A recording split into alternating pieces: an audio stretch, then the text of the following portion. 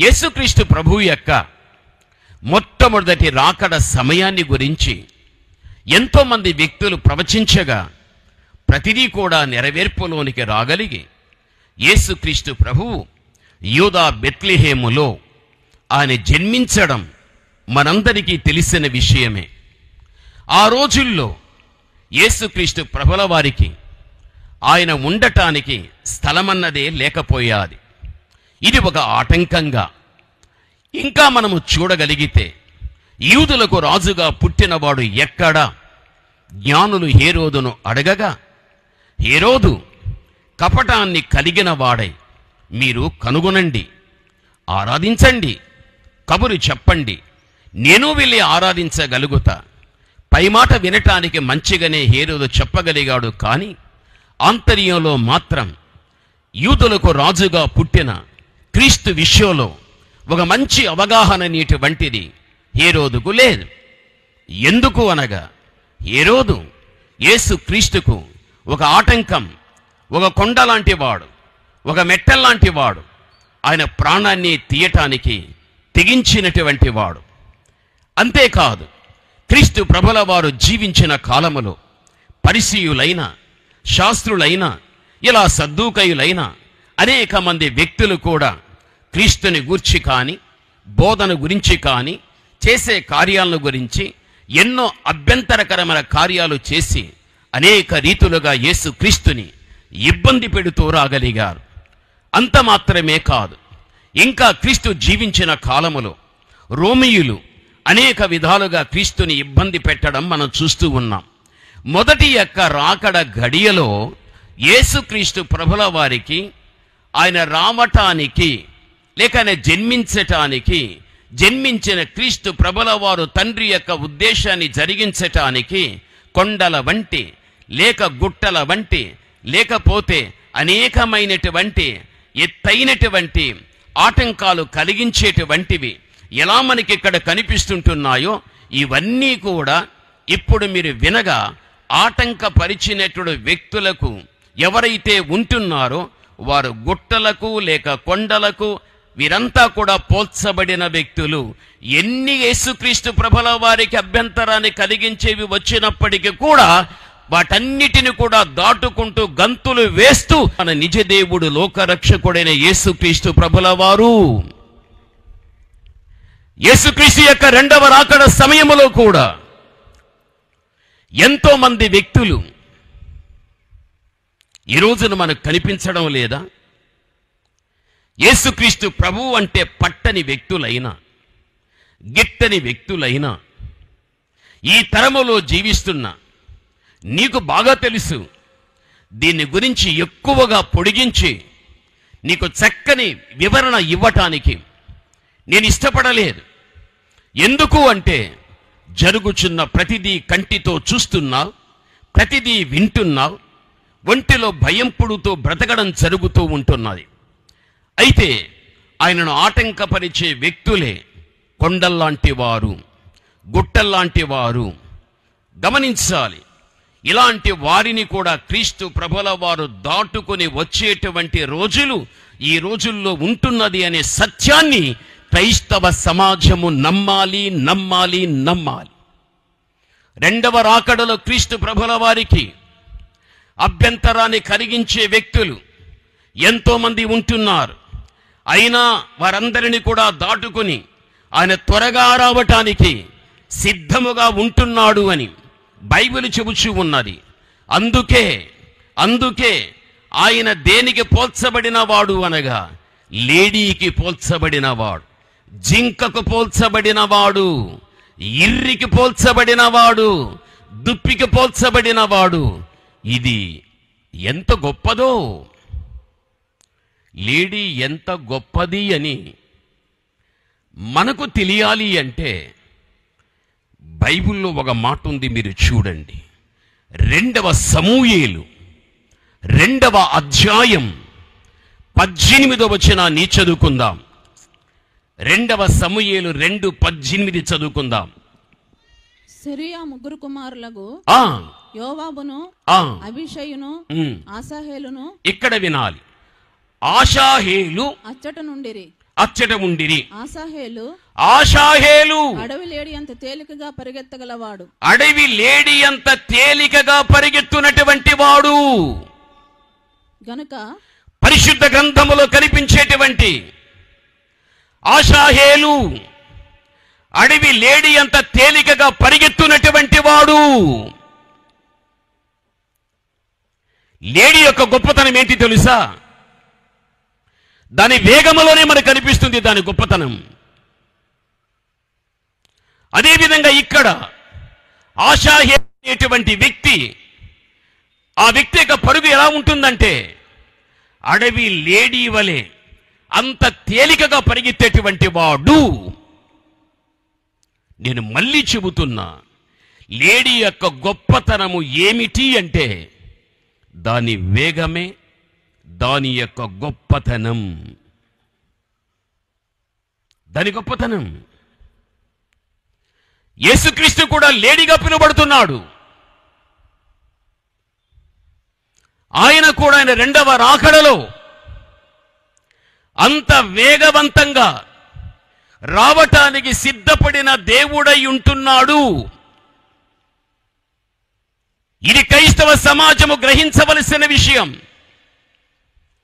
ఆయన రాక ఆలస్యమని వెనుకటి రోజుల్లో ఎంతో మంది దైవ సేవకులు చెబుతూ ఉంటున్నారు. కానీ ఇంతవరకు రాలేదని, ఇంకా రాలేడని, ఎప్పుడో వస్తాడని, రాకడ మీదనే విశ్వాసము లేకుండా ఒక అవిశ్వాసాన్ని కలిగి జీవించేంత పరిస్థితుల్లో క్రైస్తవ సమాజము ఉంది ఉంది ఉంది. ప్రభునందు ప్రియమైనటువంటి వాళ్ళారా, నీవు స్త్రీవైనా, నీవు పురుషుడవైనా, నీవు గుడిలో ఉండినా, గదిలో ఉండినా, నీవు దేవుని అడగవలసింది ఒక్కటే. ఆయన అడగవలసింది ఒక్కటే, దేవా, అడవిలోని లేడి ఎంత తేలికగా పరువు తీస్తూ ఉన్నదో నీ రాక కూడా అంత త్వరగా ఉంది కాబట్టే నేను కూడా లేడీ వలె అంత చక్కగా నీ చెంతకు రావటానికి, అడవిలోని లేడీ వలె తేలికగా పరిగెత్తేటువంటి కృప నాకు దయచేయి, నా ఇంటికి నువ్వు దయచేయి అని దైవ సన్నిధిలోనూ ప్రార్థించినటువంటి వ్యక్తివి కాగలిగినట్లయితే ఆయన రాకడను గురించినటువంటి తీవ్రత నీలో ఎంత ఉందో ఆ తీవ్రతను బట్టి నువ్వు ఎంత త్వరగా నీవు ఆయన కలవటానికి నువ్వు ఇష్టపడుతున్నావో అది ఎరిగినటువంటి దేవాతి దేవుడు తప్పనిసరిగా మధ్యాకాశములోనికి వచ్చి నిన్ను ఆకర్షించి ఆయన తప్పనిసరిగా ఆయన ఎదుర్కొన్నటువంటి నిన్ను తన సన్నిధికి తీసుకుని వెళ్ళగలడు. దైవవాక్యం ఆ విధంగా మనకు సెలవిస్తూ ఉంటున్నది. ప్రభునందు ప్రియమైన వాళ్ళారా, ఎక్కడ కానీ దేవుని బిడలమైన మనం ఆలస్యం అనేది భక్తి విషయంలో చూపిస్తే, ఆలయానికి వెళ్ళే దానిలో నిర్లక్ష్యాన్ని చూపిస్తే, నీవు ప్రార్థన చేసే విషయంలో ఆలస్యం చూపిస్తే, దైవ వాక్యాన్ని చదవడంలో ఆలస్యం చేస్తే, వారములో ఒక్కరోజు ఉపవసించడంలో ఆలస్యం చేస్తే, ఇలా ఆత్మీయమైన విషయాలను ఆలస్యం చేస్తూ రాగలిగినట్లయితే దేవుని యొక్క రాకడ కూడా నీవు ఆలస్యం చేసినట్లే. ఆయన రాకడ నీవు ఆలస్యం చేసిన వ్యక్తివైతే ఆలస్యం చేయకుండా అడవి లేడి ఎంత తేలికగా పరిగెడుచు వస్తున్నదో ఆ విధంగా పరుగులు తీస్తూ క్రీస్తు యొక్క రెండవ రాకడ గడియలో ఆయన ఎదుర్కోలేవు. నువ్వు వెనుకబడిన పరిస్థితుల్లోనే ఉండగలుగుతావు. ప్రభునందు ప్రియమైన వాళ్ళారా, నువ్వు చక్కగా భక్తిలో ఎదుగుతున్నావంటే క్రీస్తుని ఎదుర్కొన్నట్లే. చక్కగా ఆలయానికి వెళ్తున్నావంటే నువ్వు క్రీస్తుని ఎదుర్కొన్నట్లే. నీ సేవకుడిచ్చే సందేశాన్ని వింటున్నావంటే యేసుక్రీస్తుని ఎదుర్కొన్నట్లే. నీ దినచర్యలో దేవుని దగ్గర అధికమైన సమయమును ప్రార్థించిన వ్యక్తివిగా ఉంటున్నావంటే క్రీస్తుని ఎదుర్కొన్నట్లే. నీ జీవితంలో దేవునికైనా వాక్యానికైనా భక్తికైనా భిన్నమైనటువంటి ఏ చెడు కార్యము నీలో ఉన్నప్పటికీ కూడా ఆయన ఎదుర్కోలేక నీవు వెనుకబడినట్లే. నువ్వు నిజముగా వీటిలో నువ్వు ఆసక్తి చూపించి పరువు తీసే వ్యక్తిగా నీవు ఉంటున్నావా? ఒక్కసారి ఆలోచించు. అందుకే కీర్తన 18:10 కూడా ఆయన శరూపం మీద వచ్చేవాడై ఉంటున్నాడని, ఆయన గాలి రెక్కల మీద వచ్చేటువంటి వాడని బైబిల్ చెబుతూ ఉంది. శరూబు, కెరూబు దూతగా పెట్టబడినదే. అవి ఎంత వేగవంతంగా ఒక స్థలం నుంచి ఒక స్థలానికి వెళుతాయి తెలుసా? దేవుడు తన దూతలనే వాహనంగా చేసుకుని పరలోకాన్ని వచ్చి వదిలిపెట్టి మధ్యాకాశానికి వచ్చి భూమి మీద ఉన్న బిడ్డలందరినీ కూడా ఆకర్షించుకోవటానికి ఆయన దూతలే ఆయనకు వాహనాలు కాగలిగాయి. అవన్నీ కూడా అడవి యొక్క లేడీ అది ఎంత తేలికగా పరిగెత్తడం జరుగుతుందో, లేడీగా పిలువబడేటువంటి యేసుక్రీస్తు కూడా తన దూతనే తన వాహనంగా, ఆయన ద్వారా కలిగినటువంటి గాలినే ఆధారంగా పెట్టుకొని రావటానికి సిద్ధంగా ఉంటున్నాడు అన్న విషయం దయచేసి నువ్వు మరిచిపోవద్దు. ఎందుకు దేవుని యొక్క రాకడ అంత వేగవంతాన్ని చూపిస్తున్నాడు అంటే, మనం వేగంగా క్రీస్తుని ఎదుర్కొనేటువంటి పరిస్థితి లేదు. ప్రతి విషయములో కూడా నిర్లక్ష్యాన్ని చూపించి అడుగు వెనక్కి వేస్తూ అడుగు ముందుకు వేయలేక జీవితం ఆ విధంగా నడుస్తూ ఉంటూ ఉన్నది. ప్రభునందు ప్రియమైన వాళ్ళారు, ప్రకృతిలో మనం చూడగలిగితే జింక యొక్క వేగం దానికది అంత గొప్ప. మీకు అర్థమవటానికి చెబుతా. ఒక పశువు కొమ్ములు ధరించుకున్నది అంటే అది దానికి ఆధారం. ఒక ఏనుగు ఒక తొండాన్ని కలిగి ఉన్నది అంటే అది దానికి ఆధారం. ఏ శత్రు మీదికి వచ్చినా తొండముతోనే సంహరించగలదు. ఏ శత్రువు వచ్చినా కొమ్ములతోనే చంపగలదు. ప్రకృతిలో ఈ విధంగా ప్రతి ప్రాణి కూడా ఏదో ఒక ఆధారాన్ని కలిగి తన మీదికి వచ్చే ప్రతి దానిని కూడా జయించడం జరగలుగుతుంది. అదే విధంగా లేడీ అని చెప్పబడుచున్న జింక యొక్క గొప్పతనం ఏమి, దాని ఆధారం ఏమిటి అంటే దాని వేగమే. ప్రకృతిలో జీవిస్తున్న వీటి మీద దుష్ట మృగములు పడినప్పుడు వాటి నోటికి అందక, వాటి చేత బంధించబడక, వాటి ద్వారా ప్రాణాన్ని పోగొట్టుకొనకుండా దాని పరుగు ఎంతో తరుముకుంటూ వస్తున్న దాని పరుగును కూడా మించిన పరుగుతో వెళ్ళి తన్ను తానుగా అది కాపాడుకోగలుగుతుంది. నీ దేవుడు, నా దేవుడు, మనందరి దేవుడు, లోకములో చెదిరి ఉన్న ప్రతి వ్యక్తి యొక్క దేవుడే యేసుక్రీస్తు. ఆయన ఎవరు అంటే ఆయన లేడీ, ఆయన జింక.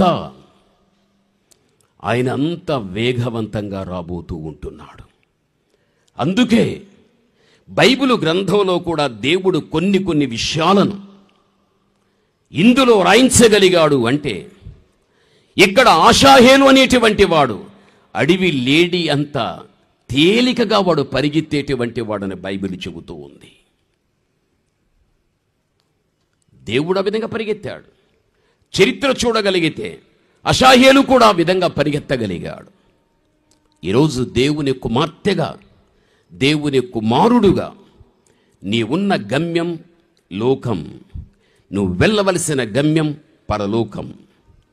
అయితే దేవుని పిలుపు నీకు వచ్చినంత వరకు, లేక క్రీస్తు రాక నీకు వచ్చినంత వరకు కూడా దేవుడు నీ ముందు పెట్టిన ఈ ఆత్మ సంబంధమైన పందెపు యొక్క రంగంలో నీవు ఎలా పరువు తీయాలి అంటే, అడవిలోని లేడీ ఎంత తేలికగా పరిగెడుతూ ఉన్నదో అంతగా మనం పరిగెత్తాలి మన ఆత్మీయ జీవిత ప్రయాణములో. అడవిలో మనం చూడగలిగితే గుట్టలు వస్తాయి, కొండలు వస్తాయి, చెట్లు వస్తాయి, ఎన్నో పర్వతాలు అడ్డొస్తాయి. లేడీ దేన్ని లెక్క చెయ్యదు, అన్నీ దాటుకుంటూ వెళ్ళిపోతుంది. నీ జీవితంలో కూడా, నీ ఆత్మీయ జీవిత పందెపు రంగంలో కూడా నీవు చక్కగా ఏ ఆటంకము లేకుండా నిరాటంకంగా నువ్వు వెళ్ళటానికి అవకాశాలే లేకుండా ఎన్నో ఆటంకాలు సాతానుడు నీ ముందు పెట్టడం జరుగుతుంది. అలాంటప్పుడు నీవు ఆటంకాలు ఉన్నాయి కదా అని పరుగు నిలపద్దు, ఆటంకాలు ఉన్నాయి కదా అని ఆగిపోవద్దు, ఆటంకాలు ఉన్నాయి కదా అని ఆలోచనలో పడి మానసికంగా కృంగిపోవద్దు. ఎన్ని ఆటంకాలు నీకు ఎదురుగా ఉండినా దేవుడు నాకంటూ ఒక ఆత్మీయ పందెపు రంగం పెట్టగలిగాడు. ఈ పరుగు నేను తుదముట్టించాలని అన్నిటిని కూడా దాటుకుంటూ వెళ్ళిపోవాలి. యేసుక్రీస్తు ఆటంకాలు దాటుకుంటూ వచ్చినవాడు. లేడీ కూడా శత్రువు తరిమేటప్పుడు అడ్డొచ్చిన వాటిని దాటుకుంటూ వెళ్ళగలుగుతుంది. ఈరోజు నీ వ్యక్తిగత ఆత్మీయ జీవితంలో కూడా నువ్వు ముందుకు నడవడం సాతానుకి ఇష్టం ఉండదు. ఒక దైవ సేవకుని విషయంలో కానీ, ఒక భక్తి కలిగిన వ్యక్తి విషయంలో కానీ ఆత్మీయంగా జీవితాన్ని ప్రారంభించి కొనసాగించేటప్పుడు, అమ్మా నీకు సమస్యలు లేవు కదా, నీకు బాధలు లేవు కదా, నీకు దుఃఖం లేదు కదా, నీ కష్టాలు లేవు కదా, నీకు శోధనలు ఏమీ లేవు కదా. ఈ ప్రశ్న ఎవరైనా ఒక వ్యక్తిని వేస్తే, అయ్యా నువ్వు సమయం ఇస్తే నా బాధలేమిటో చెబుతానని వినే ఓపికే నీకుంటే గంటల కొద్దీ చెబుతారు. ఆత్మీయ జీవిత పందెపు రంగంలో పరిగెత్తే ప్రతి వ్యక్తి యొక్క జీవితానికి కూడా ఎన్నో తిరుగటి రాళ్ల మధ్య గింజ ఏ విధంగా నలిగిపోతూ ఉంటుందో, దేవునిలో పరిగెత్తే ప్రతి బిడ్డ జీవితం కూడా అలా నలిగిపోయే జీవితాలు ఉంటున్నాయి. అలాంటివి ఎన్ని వచ్చినా ఎక్కడ కాని నీ వాగవద్దు. అడవిలోని లేడీ వలె ఎంత తేలికగా పరిగెడుతుందో ఆ విధంగా పరిగెత్తడం మనము నేర్చుకోవాలి. దేవుడు అదే మన నుండి కోరుకోదగినటువంటిది. సామెతల్లో చూస్తే 6:5 వేటగాని యొక్క ఉరి నుండి పక్షి తప్పించుకున్నట్లుగాని వ్రాయబడి ఉన్నది.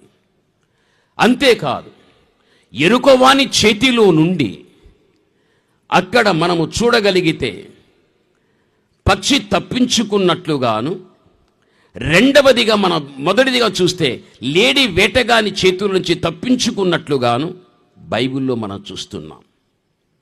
అది 6:5 రాస్తాడు. నిజమే, వేటగాని చేతిలో నుండి లేడీ తప్పించుకుంటుంది. ఎరుకవాని చేతిలో నుంచి పక్షి తప్పించుకుంటుంది. అవి తప్పించుకుని తమ్ము తాముగా కాపాడుకోగలుగుతాయి. నిజమే, లోకంలో వేటగాడున్నాడు, వాడే సైతాన్, లోకాధికారి వాడు. క్రీస్తుని నమ్ముకున్న బిడ్డల విషయములో వానికున్న అసూయ, వానికున్న శత్రుత్వం వర్ణించలేం. వాని ఊరిలో అనేక మంది వ్యక్తుల్ని వేసుకుని ఆత్మీయ జీవితంలో చంపేటువంటి పనిని కలిగిన వాడే ఈ సైతాన్. వాడే వేటగాడు. వాని చేతిలో ఎక్కడ కూడా నీవు దొరకకుండా, వాని చేతిలో ఎక్కడ కానీ నీవు చిక్కకుండా తప్పించుకునేటువంటి లేడీ వలె ఉండాలి. ఎలా? అషాయేలు అడవి లేడీ అంత తేలికగా ఎలా పరిగెత్తువాడో, మన ప్రియుడైన యేసుక్రీస్తు కూడా కొండలు మెట్టలు దాటుకుంటూ ఎలా ఇర్రివలే పరిగెత్తేవాడో, దుప్పివలే పరిగెత్తేవాడో, జింకవలే పరిగెత్తేవాడో, ఆ విధంగానే వేటగాడనే సాతాను చేతిలో పడకుండా మనము కూడా పరిగెత్తే వ్యక్తులుగా ఉండాలి. బైబిల్ చెబుతుంది. ఎరుకవాని చేతిలో పక్షి తప్పించుకున్నట్లు. ఎరుకవాడు అంటే బోయవాడు, బోయవాని యొక్క చేతిలో పడకుండా పక్షి ఏ విధంగా తప్పించుకోవడం జరుగుతుందో, మరి జీవితంలో కూడా ఒక ఆత్మీయ పరుగులో వెళ్ళేటప్పుడు నిన్ను పట్టుకునే వేటగాడు, నిన్ను పట్టుకునే ఆ బోయవాడనేటువంటి సాతానుడు తప్పించుకొని పరిగెత్తడం నీ జీవితానికి ఎంతైనా మంచిది. ఇప్పుడు నువ్వు ఆలోచించు. చాలామంది యవన స్త్రీలు ఉన్నారు, యవన పురుషులు ఉన్నారు, మీకు తల్లి తండ్రి ఉన్నారు. వారు చక్కగా భక్తిలో ఎదుగుతూ ఉన్నారు.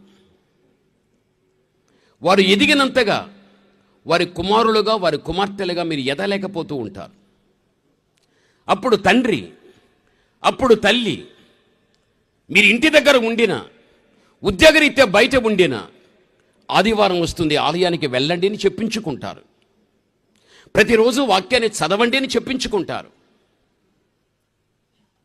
భక్తిగా ఎదగండి అని చెప్పించుకోగలుగుతారు. ఎక్కడ కానీ లోకరీతిగా బ్రతకటానికి ఆలోచన రానివద్దండి అని చెబుతారు. తల్లి తండ్రి కూడా పిల్లల యొక్క బాగోగుల గురించి ఎటువంటి మంచి మాటలైతే చెప్పడం జరగగలుగుతుందో, ఈ యవన ప్రాయములో ఉన్న పిల్లలు విన్న తర్వాత ఆ పెద్దలు చెప్పేటువంటి మాట వారికి ఎలా ఉంటుంది అంటే కోపాన్ని వారికి కలిగించేటట్టుగా ఉంటుంది. ఎందుకంటే తల్లిదండ్రులు చెప్పేటువంటి మాటను బట్టి బ్రతకడం వారికి ఇష్టం లేదు కాబట్టే ఎక్కువగా లోకాన్ని స్నేహించుటను బట్టి లోకంలో ఉన్నటువంటి కార్యాలతో కూడా సాంగత్యాన్ని పెట్టుకుని ఒక లోక తీరులో మా జీవితాన్ని నడిపించుకుంటే చాలు అని ఎంతమంది యవన పిల్లలు ఈ రోజున ఆత్మీయ జీవితంలో భ్రష్టులైపోలేదు? ఎంతమంది?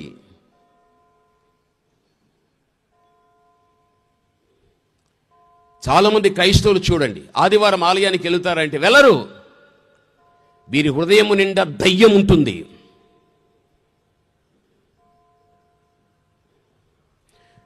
ఆదివారంలో ఆరాధనకి వెళ్ళలేదంటే నీ లోపల దయ్యం ఉంది. నువ్వు బైబిల్ చదవలేదంటే నీలో దయ్యం ఉంది.